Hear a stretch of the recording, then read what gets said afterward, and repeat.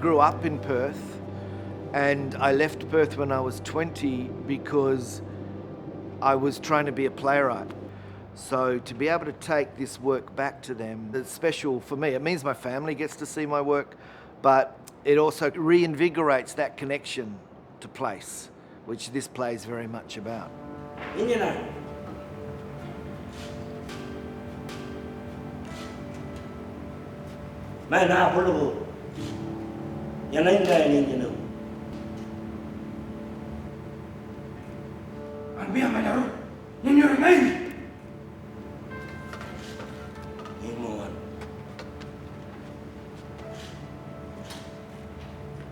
The Secret River is the story of a man who has never had the opportunity to own anything, comes from Dickensian London out of deep and humiliating impoverishment, and is sent here for a crime and does his time and then sees an opportunity to make a new life for himself and his family. It's my place now. Thornhill's place. You got all the rest. So it's this meeting of two families, the Thornhills and a Darug clan, on the Hawkesbury River. Lily, here. One group, the Darug, has a very deep attachment to this country. Another is looking for their own attachment. It's food, mate. You eat it. Don't think he follows you, Dad.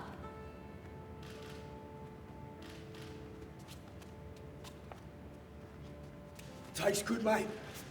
Kate Grenville in The Secret River has imagined a history.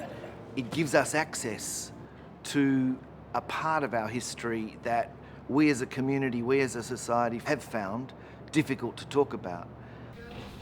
Yes, ladies and gentlemen, is everyone set if we start? So we're going from the end of scene 2. Tomorrow we'll plant those seeds for the corn.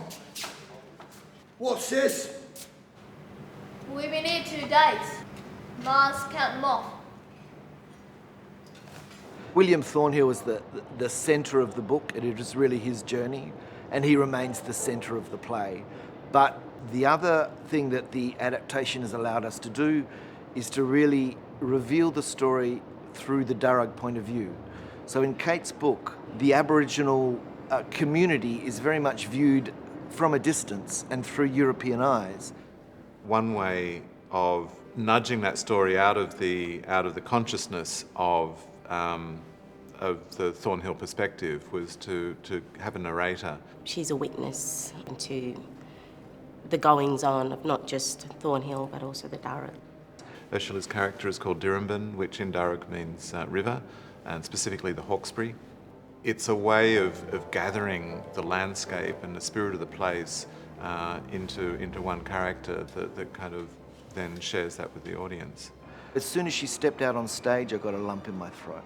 She's just doing it with such care and such precision. We're very lucky to have her. I was very determined that Ursula should do it. I actually, we talked 3 times about doing it, and twice Ursula turned the show down.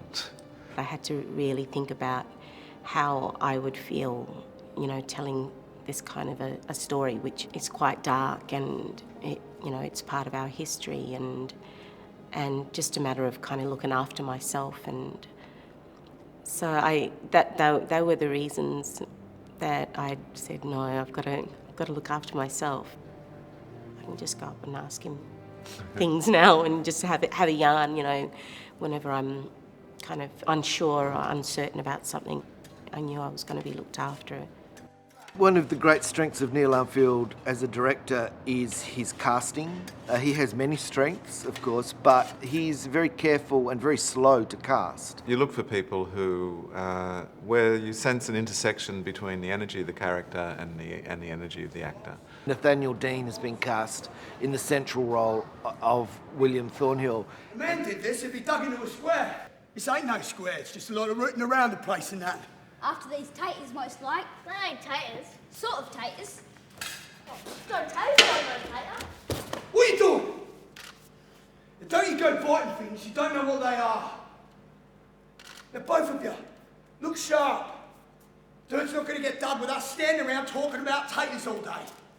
He's such a big-hearted performer, but you can also feel danger in him. He's very engaged with the role, very engaged with the man's dilemma. It's a very painful story to tell. And it's not only painful for the Indigenous actors in the show, it's painful for everyone. The first few times we read through the script, the first 3 times I think that we tried to run the play, we just had to stop and sort of abandon it towards the end because it sort of hurt so much. It was always sort of in the moment when Ursula has to describe the details of the massacre. Oi, give us that! Willie! You get away from there! Get back there! Stay back there! No! Not my sons, yeah? No! William Thornhill commits an incredibly evil act, or he participates in a very evil act. He's left and marked with the legacy of what he does for the rest of his life.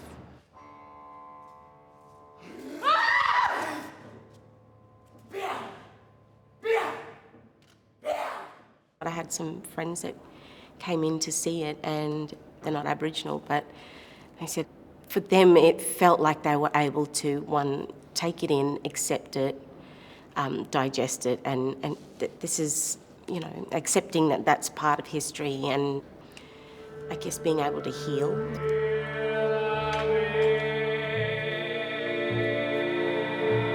I think every Australian carries, one way or another, a relationship to the trauma that happened. It's so important to acknowledge that because until it's acknowledged and felt, it can't really be understood. There's a beautiful little thread in the story which the tragedy is about that thread gets cut. You see it in the development of the relationships between the children. There's just a wonderful friendship that grows. Dick starts to learn their language and they play together, and there is this sense that it's in the children, it's in the future, that change can happen.